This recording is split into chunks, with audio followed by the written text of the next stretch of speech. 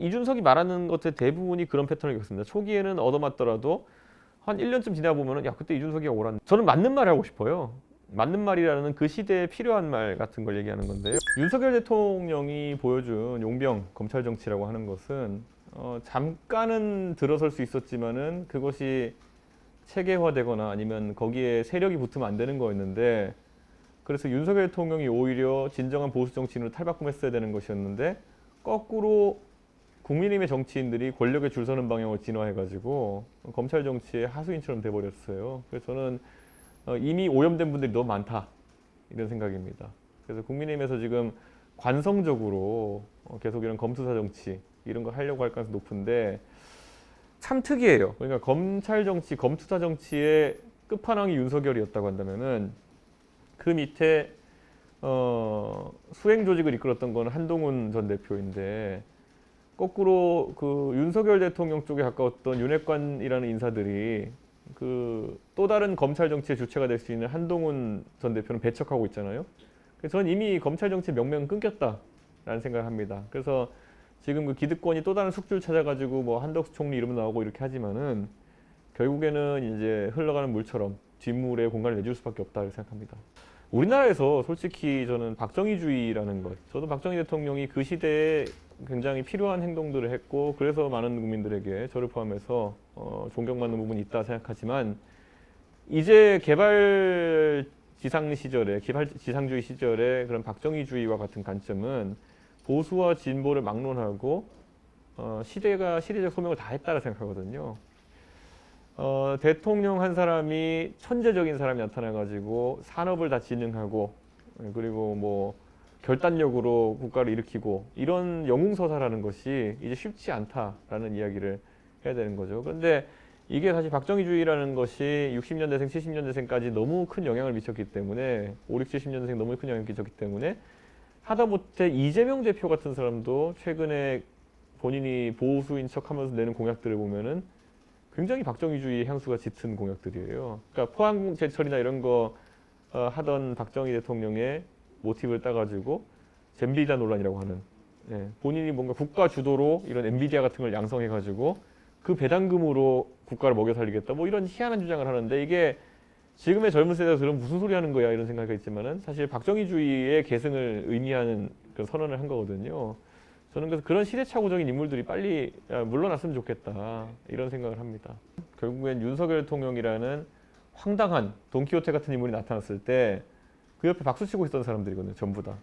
거의 한 사람도 빼놓지 않고 박수치던 인물들이고, 막판에 약간 뭐 대들었다 이런 정도가 이제 스펙인 사람도 있는데, 저는 그런 분들이 누가 올라와도 본선에서는 지금 탄핵 찬성과 반대가 거의 7대3 같은 구도로 민심이 느껴지는 상황 속에서 쉽지 않을 거다 이런 생각합니다. 그래서 저는 위협적인 사람은 그 중에서 딱히 없고, 3당은 결국에는 문턱을 넘느냐 마느냐의 문제입니다. 3당의 문턱이라는 것은 결국 사표 심리가 발동하는 선이냐 아니냐에 따라서 보통 한 10%대 지지율 유지하다가, 예전에 탄핵 대선 때, 박근혜 탄핵 대선 때 안철수 후보만 본다 하더라도요, 뭐 처음 시작할 때 한 6%, 7% 이렇게 나오다가 훅 가서 언젠가 하면 1등을 기록한 적도 있었어요. 그때는 사표 심리가 많이 사라지고 분위기가 살았을 때인데, 결국 그걸 유지한 게 능력이다. 전 이렇게 봅니다. 그래서 그걸 유지하지 못하면 나중에 또 떨어지게 되는 것이고, 어쩌면 애초에 그런 붐업 시기를 못 가지게 된 경우도 있을 수 있어요. 그거는 사표 심리가 아주 강하게 발동하는 순간. 그래서 저는 지금의 이재명 대표가 급사 과거에 이명박 대통령 대 정동영 선거에서 이명박 대통령을 연상시킬 정도로 우세를 가진 것처럼 표면적으로 보이는 상황이 저에게는 불리하지 않다 생각합니다. 왜냐? 그러면은 사표 심리보다는 오히려 누가 여기서 더 확장성이 있고 보수의 실제 맹주냐를 가리는 그런 치열한 전투가 벌어질 것이거든요. 저는 두 가지가 크게 분리 안 된다 보는데요. 결국 이재명 대표가 저는 한계성 있는 정치인이라 생각합니다. 왜냐하면 이분이 경제 담론을 내세우는 것도 뭐 기본 시리즈 이런 거 할 때 재원 마련 대책을 얘기 못하니까 거기서 젠비디아 같은 황당한 얘기를 하는 것이고, 저는 이분이 뭐 사실 뭐 도덕성 논란 같은 것들도 상당히 존재하고 있고 하기 때문에 결국 보수에서의 헤게모니 싸움을 통해 가지고 거기서 치고 올라간 사람이 있으면은 그 사람에게 거의 기름을 붓듯이 이제 가속세가 붙을 거다. 그렇기 때문에 저는 막판까지 좀 그런 어떤 진땀을 지는 승부가 예상되어야지만이 이 판이 갈 수 있다 생각하고요. 동탄에서 제가 선거 치렀을 때 보면은 정말 끝까지 그 20%의 지지율 유지되다가 막판 한 며칠 앞두고 30, 40 이렇게 치고 올라가서 제가 42%로 당선됐던 거거든요. 그러니까 정말 이 선거는 막판까지 3당에 대한 지지를 할까를 고민하는 그런 유권자들이 결정하는 선거가 될 것이다. 우선 저는 제가 동탄 선거를 치르면서 느꼈던 것이요. 지금까지 보수 세력에서, 중도 보수 세력에서 자발적이 아니라 거의 타의에 의해서 강퇴당한 덩어리가 있습니다. 그게 뭐냐면은 바로 경기 남부 지역에 거주하는 30, 40대의 젊은 엘리트층입니다. 이분들이 보면은 원래 IT 업종에 종사하거나 아니면 이런 테헤란이나 이런 데 직장을 다니시는 분들이 많은데요. 이분들이 굉장히 뉴스에도 민감하고 그리고 정책에도 가치 판단이 빠르고 이런 분들인데 이분들이 지금까지 원래는 본인들이 뭐 게임 업계나 이런 데 있는 고소득자에 속하고 이러다 보니까 경향상으로는 보수 정당 중에서도 개혁 보수적 성향을 띠는 분들이 많은데 근데 이분들이 국민의힘이라는 큰 테두리에서 일어나는 행태를 보면 도저히 지지할 수가 없는 거예요. 그래서 이분들이 민주당이 하는 것들이 좋아서가 아니라 국민의힘이 하는 것을 도저히 용납할 수 없어서 연성 민주당 지지층으로 되어 있습니다. 그런데 이게 이제 사실 동탄에서 지금까지 민주당 지지층이 65% 가까이 나왔던 이유거든요. 근데 제가 가서 거기서 그런 합리적인 유권자층들을 공략하기 시작하니까 동탄에서 26%의 표를 제가 민주당 표에서 땡겨왔고 16%, 17% 정도 되는 표를 국민의힘 지지층에서 땡겨온 겁니다. 그러니까 오히려 그런 지금까지 국민의힘이 싫어가지고 연성 민주당이었던 사람들이 이번에 저희가 사무실을 강남에 두고 또 그런 사람들을 위한 맞춤형 정책들을 내고 하면서 저희 쪽으로 상당 부분 이관될 것이라고 저는 보고 있습니다. 보수 지지층은 제가 좀 안타깝지만 동탄에서도요. 그 보수 지지층 10몇 프로 떨어져 나온 게 가장 늦게 떨어져 나왔어요. 그러니까 공룡 후보의 표 1%를 땡기는 것보다 공룡 후보 표 5% 땡기는 것보다 한정민 후보 표 1% 땡겨오는 게 더 힘들었어요. 그 말은 뭐냐면은 결국엔 여기야말로 이제 짠물화 돼가지고 묶여 있는 건데 그래서 저는 보수 지지층에게 공약으로 공략하기 쉽지 않다고 봅니다. 합리성이나 공약으로. 이래가지고 예를 들어 가면 그분들은 뭐 부정선거 들고 나오고 이런 분들도 있는데 그럼 거기에 이제 보여줘야 되는 건 뭐냐면은 그래도 이준석이 한테 표를 줘야지만이 이재명을 꺾을 수 있다라는 확신을 심어주는 게 제 책무거든요. 저는 그런 순서들이 이제 있을 거라 봅니다. 지금 이제 국민의힘은 앞으로 뺄셈의 정치를 할 수밖에 없어요. 왜냐하면 지금 경선을 3단계 또는 2단계 결쳐 치르게 될 텐데 경선이 치열하고 인신공격성 발언도 많을 테고 떨어져 나오는 후보들, 컷오프되는 후보들이 하나씩 나올 때마다 그 지지층이 차마 민주당까지 넘어가지 못하더라도 이준석에게 1차적인 관심을 줄 겁니다. 그렇기 때문에 저는 이 국민의힘이 다단계 경선을 시행하는 것 자체가 좀 리스크가 될 수 있다는 생각을 해요. 뭐 제가 봤을 때는 전체적으로 큰 틀에서 산탄, 반탄파가 이제 격렬하게 싸울 것이고요. 그래서 이 갈등 구도가 너무 많기 때문에 싸움 날 거라 봅니다. 저는 1차적으로는 국민의힘 경선 시기에 그 터져나올 잡음이라든지 이 잡음을 제가 뭐 주술적으로 잡음을 기대하는 게 아니라 구조적으로 잡음이 지금 있을 수밖에 없는 상황이에요. 그래서 그 상황 속에서 결국 선명한 대안을 제시하는 제가 유리해질 것이라 보고요. 두 번째로는 결국에는 이재명 대표가 지금 이제 메시지나 공약들을 이제 내고 있는데 그것의 한계성을 임기응변으로 잡아내가지고 국민들에게 알리고 지적하는 것이 굉장히 중요한데 지난 대통령 선거와 지방선거에서 제가 그걸 기똥차게 했습니다. 예, 기억하시는 분 있겠지만은 이재명 대표가 뭐 김포공항 없애겠다고 했다가 큰 낭패를 봐가지고 완전 고생한 적도 있었고 한데 저는 이재명 대표가 이번 대선을 치르면서 자신 없으면 말 안 하는 게 좋을 겁니다. 허투루 이상한 공약 같은 것들 냈다가 굉장히 혼날 수 있습니다. 그 요즘 세상에 단일화라는 것이 표가 산술 합의되는 경우 굉장히 드뭅니다. 하물며 지금 개혁신당의 지지층 같은 경우에는 국민의힘 내에서 굉장한 핍박과 멸시를 받으면서도 개혁신당까지 와서 정치를 응원하는 분들이기 때문에 결집도와 열성도가 굉장히 높은 편입니다.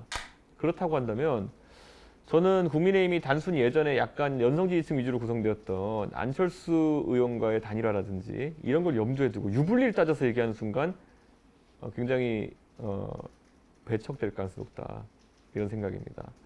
저는 그래서 지금 국민의힘 쪽에서 자꾸 착각하는 것이 이준석도 뭐 큰 당에서 정치를 하고 싶어 할 테니 뭐 이런 판단, 자기들이 예측성 발언을 자꾸 쏟아내고 있거든요. 제가 그 당의 귀당의 대표를 했던 사람입니다. 그 당의 한계성과 그 당에서 뭐 가진 문제점을 너무 잘 알고 있고 그 당에서 해볼 만한 건 제가 다 해봤습니다. 그렇기 때문에 저한테는 그 도식이 먹히지 않는다는 것을 좀 알아야 될 것 같고요. 저 개인으로만 놓고만 봐도요. 지금 국민의힘의 공식 레코드로는 저는 성상납을 받은 잘린 당대표라는 낙인을 찍어놓은 거거든요, 자기들이. 그러면 자기들이 그 주장이 지금 이제 검찰에서도 무혐의가 나오고 해가지고 이미 사법적으로 다 정리되고 그게 다 누명이었다는 게 밝혀졌지만은 그게 1년이 지났는데도 아직까지 어느 누구도 거기에 대해서 정정, 사과 아니면 유감 표명 아무것도 없습니다. 예. 그 당시에 대표가 뭐 하는 사람인지 모르겠지만은 전혀 그런 것의 정치적 의미를 모르는 것 같아요. 그렇기 때문에 저는 지금 그들이 미뤄놨던 숙제를 해야 될 게 있다. 만약에 이런 게 제가 한다는 얘기도 아니고 대화라도 하려고 하면 염치가 있다고 한다면은 그것에 대한 잘잘못에 대해 책임 있는 사람이 사과 또는 언급을 해야겠죠. 예. 그래야 되는 것인데 안 그러면 그 사람들은 논리고 오류에 빠지는 겁니다. 성산납 받아가지고 당대표 잘린 인간을 단일화하자고 꼬시는 건 뭡니까? 그러니까 그 모순을 건데 어떤 용기 있는 사람이 거기서 풀어내겠습니까? 왜냐 그러면은 윤석열 정부의 태생부터 부정되는 것인데. 그러니까 결국에는 안 할 것이고 그래서 단일화 논의는 시작도 되기 어려울 것이다. 저는 이렇게 생각합니다.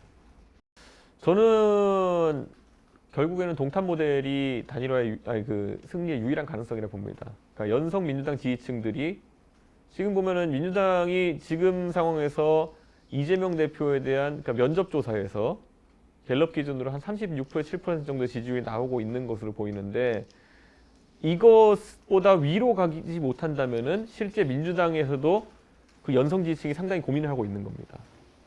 지금 언뜻 지금 상황을 보면은요, 이 정도 계엄까지 터진 상황이면은 그때 문재인 대통령이 41% 득표했나 그럴 거거든요. 거기다 안철수라는 그 당시에 결국에는 연성 민주당성 지지층이 20%가량 있었던 거거든요.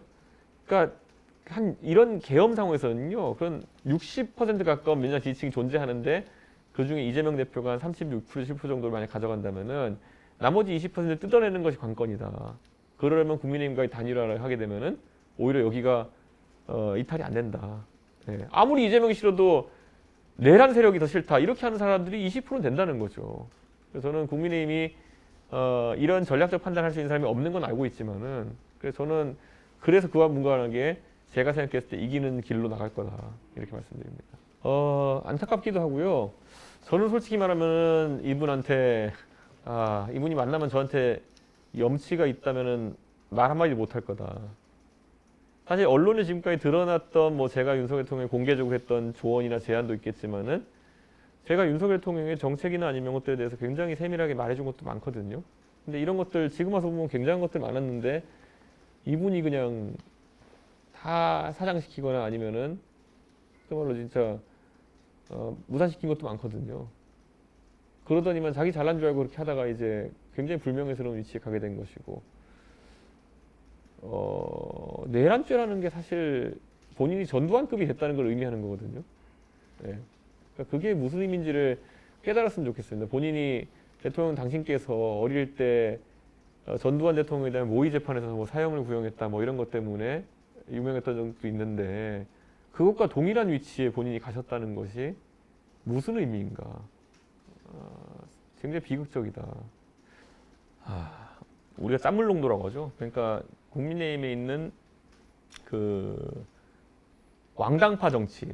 왕당파라는 거는 말 그대로 어느 시즌이나 그냥 가장 높아 보이는 사람한테만 쫓아다니는 사람들이 있습니다. 왕당파 정치인의 비중이 너무 높아졌습니다. 네. 그래서 저는 윤석열 대통령이 지금도 탄핵된 대통령이지만은 그 왕당파의 우두머리 정도 역할을 할 수 있다는 생각하거든요. 그것이 뭐 이해관계로 얽혀있든 은원관계로 얽혀있든 뭐든지 간에. 그래서 저는 이 왕당파 정치인들이 대선판에 자꾸 이제 그 나이가 좀 있으신 정치인들을 자꾸 모시려고 그래요. 김문수, 한덕수. 이게 뭐냐면 예전에 지난 탄핵 대선에서 국민의힘 사람들이 가끔 이야기하는 게 뭐냐면은 그때 아무도 안 나가려고 그래서 홍 시장님을 이제 내보냈는데 그 다음에 당권을 먹으러 달려들더라. 네. 그래서 그때 굉장히 낭패봤다. 그때 홍 시장님이 뭐 사실 60대 초반이셨고 굉장히 그때는 정력적으로 활동하실 때였으니까 그래서 자연스럽게 이제 당 대표까지 역임하시게 되고 지방선거 지휘에서 물론 크게 깨지긴 했지만은 그러니까 이번에도 마찬가지로 대선 지나고 지방선거도 치러되고 하는데 또 너무 이제 보니까 윤핵관들은 지는 걸 예상한 것 같아요. 그러니까 지더라도 어떤 상대적으로 젊은 사람이 나와가지고 당권 먹고 또 이제 하는 것이 바라지 않는다 이런 게 아닐까요? 저는 한 총리님은 뭐 통상이나 관세 관련 전문가시기도 하고 그래서 최근에도 좀 매끄럽게 일들을 처리하시는 것 같은 느낌이 있습니다만 한덕수 총리님의 개인적인 자질의 문제라기보다는 지금 상황에서 그 명예로운 경력의 마지막에 이제 참 어려운 선거를 시도해 보시겠다는 것이 좀 리스크는 될 거거든요. 예. 이게 선거나 아니면 정치 스킬이라는 것도 결코 아무것도 아닌 건 아니거든요. 저는 그렇게 나오셔도 여론조사든 잠깐 잘 나올 수 있겠으나 선거를 이끌어 가시기에 강한 카드는 아닐 것 같다는 생각합니다. 아까 제가 어제 국민의힘 유영원 의원님이 주최하는 어떤 행사에 갔다가 다른 국민의힘 의원한테 이 말 들었어요. 뭐 최근에 윤핵관 또는 윤핵관 호소인으로 분류되는 모 의원이 사람 모으러 다니는데 현역은 한 50명 정도가 한덕수 지지할지 모른다. 예. 근데 그게 108명짜리 당에서 50명 정도면 굉장히 센 건데 그 말이 진짜인지 거짓말인지 전 거짓말이 가능성이 높다 보는데 어떻게 나타나는지 봐야 될 것 같습니다. 그러니까 이거를 우리 국민들이 보셔야 되는 게 지금까지는 자 민주당이 만약에 당선되는 상황 이재명 대표가 대통령 되는 상황이 생기면 어떻게 될까요? 적폐청산 들어갑니다. 그리고 정당해산 심판 들어갑니다. 국민의힘에 대해서. 그래서 정치가 한 1, 2년 동안은 난장판이 될 겁니다. 만약에 국민의힘이 된다? 그럼 어떻게 될까요? 저는 그러면은 마찬가지로 이제 난리가 날 거라 보거든요. 이재명 대표 감옥 보내려고 또 노력하고. 저는 그래서 개혁신당에서 제가 대통령 후보가 됐는데 대통령이 되어야지만 강제된 협치를 할 수 있다 이런 생각이 듭니다. 저희는 의석이 셋인데 제가 만약 당선되면 제 의원직이 이제 날아가니까 2석이 되거든요. 예. 그러면 그 상황에서 물론 저는 제가 당선되면은 즉각적으로 상당한 규모의 정계 개편이 일어날 거라고 봅니다. 예. 그렇기 때문에 뭐 의석수 자체는 문제가 안 되겠지만은 결국 세력이 어떻게 재편되느냐의 문제고 저는 충분히 그 협치를 이끌어나갈 자신이 있습니다. 저는 의외로 보수 진보 구도보다 세대 구도가 나올 가능성도 있습니다. 예. 저는 제가 만약 대통령이 된다면요, 뭐 윤석열 대통령은 30대 장관도 배치하겠다 그래놓고는 40대 후반에 한동훈 하나를 배치하고 끝났지만은 저는 30, 40대의 그런 정부의 고위 관료를 많이 양성해서 이렇게 국가를 이끌어 나가도록 그렇게 할 거거든요. 지금 보면은 우리 재계만 하더라도 재계에도 보면은 뭐 40대 회장 자리에 오른 분들, 3세 경영인들, 3세 회장들 이런 사람들이 있거든요. 그리고 뭐 예술계나 이런 데 봐도요. 30, 40대 때 큰 성취를 가지고 뻗어나간 분들이 많죠. 예. 그런데 꼭 정치 분야에서만 이런 가스라이팅, 뭐 더 원숙해져야 된다 이런 얘기를 하면서 시간 끌고 있는 건데요. 프랑스 같이 우리보다 뭐 더 규모도 크고 인구도 많은 나라가 마크롱이라는 실험을 했고 그때 마크롱도 의석이 있는 건 아니었고 선대선 후 총선으로 이제 집권 세력 구축한 거거든요. 전 개혁신당은 충분히 선대선 후 총선으로 그런 세력 구축하는 게 가능하다. 그리고 뭐 캐나다의 트루도 총리라든지 그 뉴질랜드의 아던 총리라든지 이런 분들도 다 30, 40대 지금 국가를 이끈 역할을 하고 영국도 토니 블레어, 데이빗 캐머런 이런 사람들 전부 다 40대 이런 역할을 한 건데요. 우리나라에서만 자꾸 뭐 더 배워라 뭐 뭘 더 배우라는지도 모르겠어요. 그러니까 저는 정치라면서 제가 어려운 선거는 다 경험해 본 것 같은데 예. 근데 제가 뭘 더 배우라는 지가 없이 그냥 넌 더 배워야 돼. 시간이 지나면은 뭐 숙성되면 제가 와인입니까 무슨? 그러니까 이게 말도 안 되는 소리 하는 분들한테 저는 좀 그런 가스라이팅에 당하지 않겠다는 말씀드립니다. 저희는 이제 양당에 비해 가지고 준비할 수 있는 그 자원이나 이런 것들이 부족하기 때문에 변칙을 써야 되는 것이죠. 그래서 저희는 뭐 탄핵이야 뭐 당연히 이용을 확신했고요. 그것도 8대 0으로 저는 확신한다는 얘기를 계속했기 때문에 저는 상식 기반의 정치를 하려고 합니다. 예, 윤석열 정부 제가 상식 바탕으로 평론을 하면은 워낙 윤석열 정부가 비상식적이라 가지고 틀린 말이 되는 경우가 가끔 있었지만은 그러니까요. 제가 지난 대통령 선거에서 윤석열 대 이재명 투표용지가 많은 국민한테는 킬러 문항일 것이다. 제가 얘기했거든요. 근데 실제 킬러 문항이었죠. 예, 예. 답이 뭔지 모르겠는. 예. 근데 이번 대선은 적어도 킬러 문항은 아닐 겁니다. 뭐 미래지향적이고 또 이런 과학기술 발전이나 이런 것에 의미를 중시하는 분들이라면은 저는 킬러 문항 답은 분명히 종이에 있을 겁니다. 예. 정치인으로서의 기술 자체는 많이 발전하신다는 느낌이 드는데요. 한편으로는 이분이 경도돼 있다는 생각 많이 해요. 이념적으로 경도돼 있다는 생각 많이 하고 기본 시리즈 이런 거, 지역 화폐 이런 것들 사실 경제학적인 관점에서는 진짜 말도 안 되는 정책들에 가까운 거거든요. 예. 착시를 그냥 유도하는 정책이거든요. 기본소득 하면 내 소득이 늘어난 것처럼 보이고 하지만 물가는 올라가지고 결국 내 가계 소비량은 줄어들고 이런 게 자명한 정책인데 이거를 지금 사탕 발림으로 지금 이제 파는 것처럼 보이기 때문에 부도덕까지는 모르겠습니다만은 책임감 있는 정치는 아니다. 경제에 대한 관념 자체가 잘못 형성돼 있습니다. 이건 자료 사진 넣으셔야 되는데 이재명 대표의 경제학을 보여주는 것 중에 가장 황당한 게 호텔 경제론이라는 거거든요. 누가 호텔에 이렇게 10만 원을 넣고 그 10만 원으로 뭐 호텔이 빌린 돈을 갚고 이렇게 하면은 나중에 호텔에 다시 10만 원이 들어오고 그 외상으로 했던 돈을 다시 가져가면은 호텔에 들어온 돈은 없지만 뭐 경제가 발전한다 뭐 이런 희한한 이론이거든요. 이게 호텔 경제론이라는 건데 정말 들으면서 뭔가 했어. 이걸 너무 자신 있게. 그러니까 이게 되게 자기가 뭐 가르쳐 주겠다는 식으로 얘기하는 영상인 거예요. 그래가지고 야 이런 식으로 국가 운영하시면 큰일 나는데 국민을 엉뚱한 방향에 개몽시키려고 하시는 건데 이거는 그게 굉장히 걱정이 됐고 지역 화폐 이런 것들도 사실 제가 봤을 때는 경제학의 논리 속에서 말이 안 되는 부분이 있거든요. 이런 건 너무 맹신하신다. 그래서 체계적인 경제에 대한 공부나 이런 것들이 안 되어 계신 게 아닌가. 두 가지입니다. 이제 우리나라가 선진국 반열에 올랐고 그럼 가장 중요한 것이 글로벌 환경에서의 대한민국 위치입니다. 대한민국 지금까지 개발도상국이던 시절에는 뭐 국제적인 의무나 이런 게 부과되면은 항상 빠지려고 그러고 도망가려고 그러고 우리는 예외를 둬 줘 이런 게 우리 자세였다면 이제 대한민국은 진짜 세계 10대 강국 안에 들어가는 나라로서 우리가 더 강한 국제적 기여와 책임을 지고 하지만 우리의 국제적 발언권은 더 늘어나는 그런 형태의 외교로 전환해야 되는 것이 아닌가 그런 생각을 합니다. 그리고 결국에는 저는 중국과의 기술 경쟁이 격화될 거로 보이거든요. 그런데 뭐 중국과의 기술 경쟁 속에서 결국 과학 기술을 어느 나라가 더 잘 진흥하느냐의 문제거든요. 저는 제가 지금 국회도 과방에 있지만은 이공계 인력들의 어깨를 좀 펴주고 싶어요. 예. 저도 이제 서울과학고등학교 출신의 대한민국에 내놓는 그 과학자들, 연구자들과 어릴 때부터 잘 알고 지냈지만은 가끔가다 그들이 받는 열악한 처우라고 하는 것은 그들이 더 이상 연구에 정을 붙이지 못하게 하는 요소 중에 가장 큽니다. 그런 것들 철저하게 수요자 위주로 제가 진행시켜 놓도록 하겠습니다. 저는 예를 들어 창업이나 이런 거 하는 사람들에게 연구자나 이런 사람들에게 많이 듣는 얘기가 왜 한국은 이렇게 뭐 하고 싶을 때마다 규제가 많냐라는 얘기를 들어요. 그래서 매번 정권 때마다 아니면 선거 때마다 규제 없애겠다는 얘기를 정치인들이 하는데요. 그렇게 그냥 가볍게 얘기하는 것이 아니라 실제로 한 방에 규제를 덜어낼 생각을 하고 있습니다. 그래서 기준 국가제라는 걸 시행하려고 하는데요. 이게 뭐냐면은 예를 들어 IT 사업하는 분들이라면은 그 기준 국가를 미국으로 설정하면은 캘리포니아에서 할 수 있는 사업이면 실리콘밸리 할 수 있는 사업이면 무조건 규제 적용받지 않고 서울에서도 아니면 판교에서 할 수 있어야 되는 겁니다. 이게 지금은 규제 샌드박스라 그래가지고 뭐 신청해가지고 받아내고 이거 심사받고 이게 되게 복잡하거든요. 근데 하여튼 어떤 비즈니스 모델이나 연구 과제가 실리콘밸리에 존재한다. 그럼 우리도 할 수 있게 한다. 그런 식으로 명쾌하게 우리는 그 규제의 허들을 걷어내야 된다. 이런 인식이고요.